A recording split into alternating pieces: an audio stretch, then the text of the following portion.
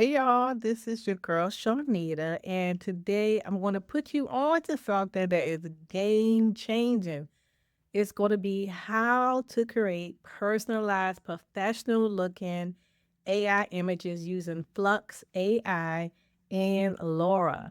Now, you don't need to be tech savvy and it won't cost you a lot of money. You just need your laptop, some photos, and about $10 to get started.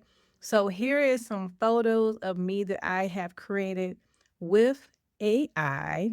Both of these photos are AI.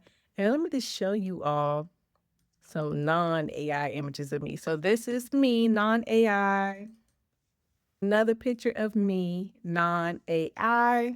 So as you can see, the AI images definitely look like me, but just with a beautiful professional twist. Okay. So let's get started. You have your computer or your laptop. I have not successfully done this from a mobile phone. You're going to need 15 to 20 photos of yourself, like selfies, headshots, different angles, different lighting. You want to avoid any group photos. If you have body shots, include those. Make sure they're not blurry and they have good lighting. You're going to also need a GitHub account to log into file.ai. That's where we're going to use to create our AI images. Create a folder like I did. Now, this is a folder. I'm using the Mac. I named the folder Photo of Shaunita. Well, it says Photo of Shaunita too because I made a copy of it. Photo of Shaunita, and all of the images that I put in this folder, I renamed each image Photo of Shaunita. It has to have your name or whatever your keyword is because that is how the AI is going to know to recognize that they are creating a photo of you. If you don't know how to rename the file, all you have to do is right click on it, click on rename, and then photo underscore of Shaunita underscore one. Enter. Okay. That's probably the longest part of this whole process. Okay. 15 to 30 photos is your sweet spot. I believe I did about 25 for me. Okay. So after you have your files, you renamed all your files with your keyword. It is very important. You cannot skip this step. You want to create a zip file. Okay. So on the Mac, it's super easy. All I have to do is highlight all the files I want in my zip folder, right click, click on compress. Once you click on compress, it's going to create a folder generally called archive.zip. If you want to rename it so you can find it easily, rename it to photos underscore of Shaunita.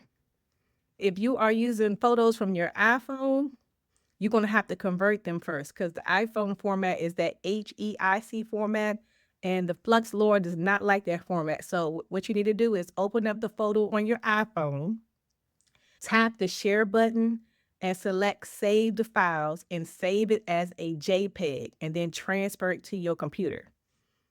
Next, we want to train our LoRa model.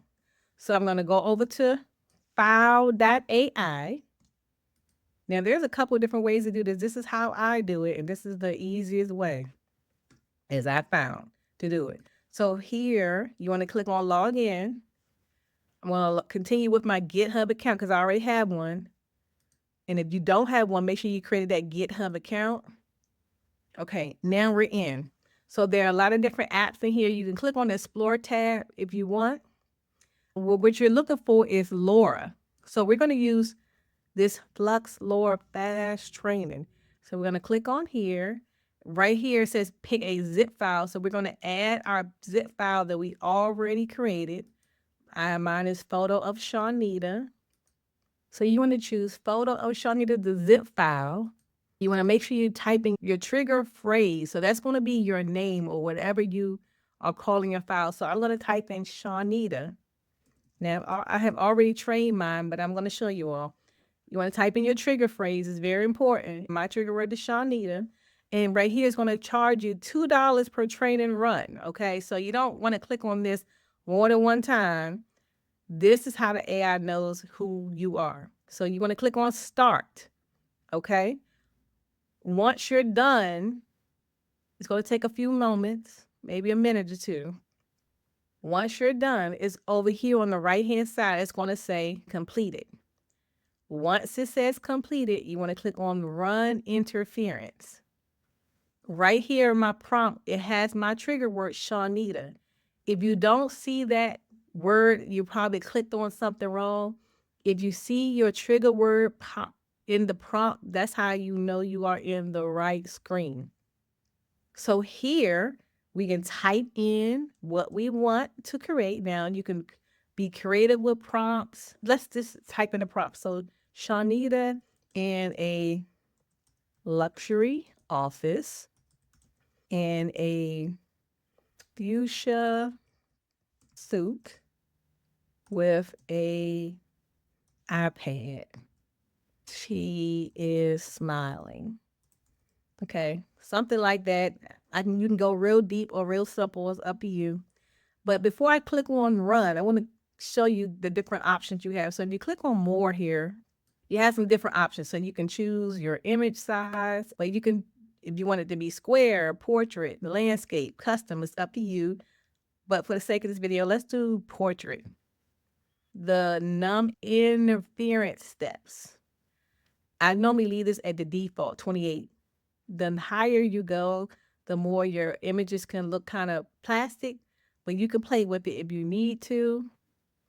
The number of images, I usually create one image at a time because it's charging you per image. Most of the images cost you under 5 cents, but it's charging you per image. But if you want to do multiple images at a time, it's up to you. And your output format, you can choose it as a JPEG or PNG. I normally leave mine at default. Here it says for $1, you can run this model approximately 29 times. I probably get a little bit less than that. It just depends, maybe about 20, but your money goes a long way here. So let's click on run and see what we come up with. And there we have it.